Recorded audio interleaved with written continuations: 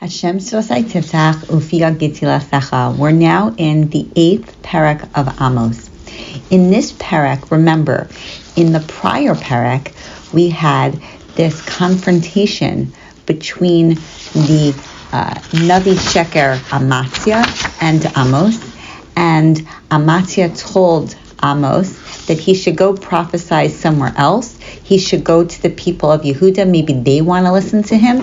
And Amos then punishes and curses him and tells him that everything bad that he really was partially responsible for, that he led the Bnei Israel to do, the Averos, and not to be, he had the position to be a great leader because he's the Kohen Gadol. So he's going to be punished, and everything that happens to them is also going to happen to him on a personal level. And here we have a continuation. Hashem comes to Amos. Again, it's another vision. And a vision, Hine Kaluv Kayitz, a basket of late fruit. Many interpret to mean that a kayitz is summer, but kayitz is also figs. And a kaluv is a basket, or it's a cage. So what is going on? So Hashem says, what do you see, Amos? And he says, I see a basket, a kaluv kayitz. And he says, it's actually a play on words. That the kates, the end, which is like the kayitz, there's going to be the end to Klal Yisrael. And they're no longer going to be able, I can't pardon them anymore. Why is it that it's a kaluv, a cage? So in essence, if we go back to the story with Amatzia, we understand that what was Amatzia saying? There is a divide. You go to the southern people. I and my people here, we're the northern people. And what is Hashem saying? That there's going to be this basket effect. There's going to be some of the good, the right fruit, but it's going to be mixed in. It's like when you go to the shuk at the end of the day, and there are some fruits that are good, but there are also some fruits that are kind of like past their expiration date. So all of them together are all going to be, it's not going to be Yehuda and Yisrael, but it's going to be all of Klal Yisrael eventually are going to be punished, and they're going to be taken out of the land. Now they're going to be taken out in stages for sure, but it's more like this joint effect. We also have an understanding that here with the figs, it reminds us of what we learned in Yirmiyahu with the basket of figs. But really, it's Yirmiyahu who took from Amos this imagery. And Hashem says it's going to be a terrible time.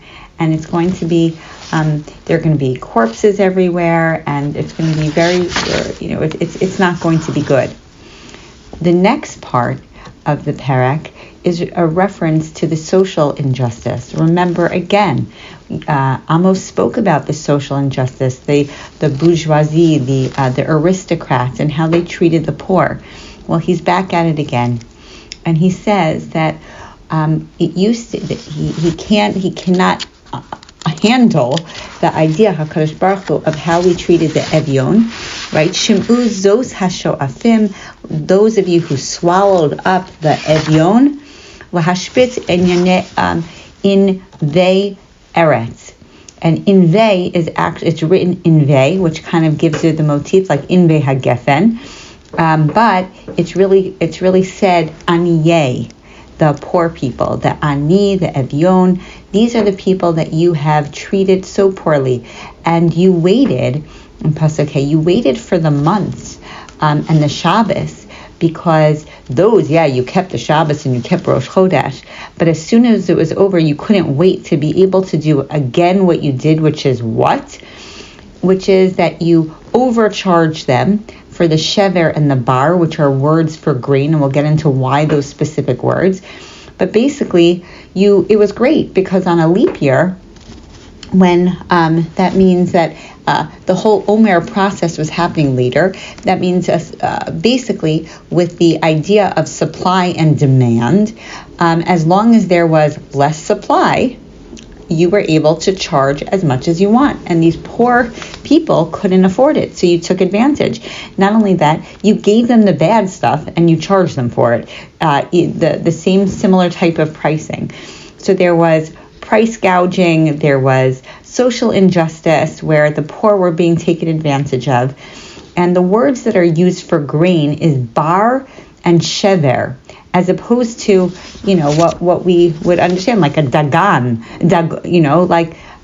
so the question is why? Because these images, it's very beautiful. These words bring us back specifically to the story of Yosef. They're used specifically with the story of Yosef. Remember, Yosef, what he did with the wheat, he organized everything, he gathered it up so that for the famine years.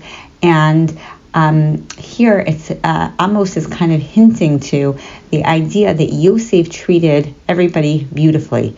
He didn't treat someone who is poor differently than someone who is rich. He was in charge to help the overall people and everyone involved. And you took advantage, you rich people. You took advantage of the poor people. They didn't have enough, and you charged them extra, and you charged them in a disgusting way. And liknos bakesef dalim ve'evyon ve'avor na'alayim umapal bar nashbir. And again, we have the same like we had before, that you put the righteous people in the dirt, and what did you do? You charged them in order to inherit from the people, and the words that are used are na'alayim. Again, this imagery of shoes. So why shoes specifically? So Rabbi Rosner mentions that there are 4 different creations that create the world in a hierarchy. So there's the inanimate, then we have the we have the plants, then we have the animals, until finally we have people. And the idea being, and this is an idea that goes into why it is that we don't wear leather shoes on Yomim Noraim, on Yom Kippur. Why specifically leather shoes? Because the idea of a shoe is the idea that we are the controllers of nature, that we control, we are above the animals are above the plants, and the plants are above the rocks. So when we don't and we refrain from wearing a leather shoes show dominion over everything. And so when we want to kind of negate ourselves in front of HaKadosh Baruch Hu, then we do that by taking off our shoes, which is why Moshe Rabbeinu, Shal Na'alecha Me'al Raglecha, when he was in a place of Admas Kodesh, when he was in a holy place, he took off his shoes. Shoes show that we have dominion over the world. And here you're using your dominion, Hashem says, to be dominant over the poor people in a really disgusting way. And so Hashem swears, Begaon Yaakov, we said that's for the Bayis Rishon, the temples, the Beis HaMikdash, Im Eshkachech LaNetzach, I'm never going to forget or forgive these deeds. This is not good. Social injustice, Hashem hates. And he calls it To'eva. It is just not something that he could come back from. And the next part of the parak is that Hashem says that he's going to turn the Chagim. So just like you were looking for the Yomim Tovim, and not using them effectively in social injustice, Hashem is going to turn all the Yomim Tovim into mourning, all of your songs into kinos, and everything that you really, that you started to think that it was going to be something that was good. He's going to reverse it. He's also going to reverse nature. He's going to turn the Shemesh, things that are that you accepted in your lives as being stable. Hashem is going to take away the stability, and He's going to do that. The sun can set in the midday. The land is going to be dark. All of what you hold to be true is going to be changed up. Why? Because Hashem says, I need to change things up dramatically. So I have to destabilize in order to stabilize. And that's what's going to happen. Hinei yamim ba'im no'om Hashem. Hashem says, V'hishlachti ra'av ba'aretz. and there's going to be a famine. Lo ra'av lalechem v'lo tzama lamayim ki im l'shmoa es divrei Hashem. And we sing this so many times at a kumzitz, but really, these are not good words. There's going to come a time where you're not only going to be hungry from bread, and you're not only going to be thirsty from water, you're going to actually seek me out, Hashem says. You're going to look for the Divrei Hashem. But what's going to happen is there's no longer going to be. We know that Nevuah ended. The idea of what to do. Remember, the Benos Tzlov in the Midbar, they didn't know what to do. They had a halacha question. They got the answer. Moshe Rabbeinu was able to give them the answer. We don't have that anymore. We have so many different interpretations and different rabbi halachic perspectives because we don't have Nevuah. And Chagai, Malachi, and Zechariah were the last ones to have Nevuah. That's it. And after that, we were barren. We no longer had that beautiful connection with HaKadosh Baruch Hu that we had in the past. And so that's what Hashem is saying. There's going to come a time where you're going to want it. You're going to be hungry for the answer, and you're not going to have it. And it's going to be because you didn't take advantage of it when you had it. You didn't listen to the Nevi'im. And for that reason, Hashem takes it away. And it's a very sad, sorry state of affairs. We used to have the Urim and Tumim that would light up and give us the answer. We don't have that anymore. And so when we're singing it at the Kumzitz, it's not exactly the nicest thing to sing.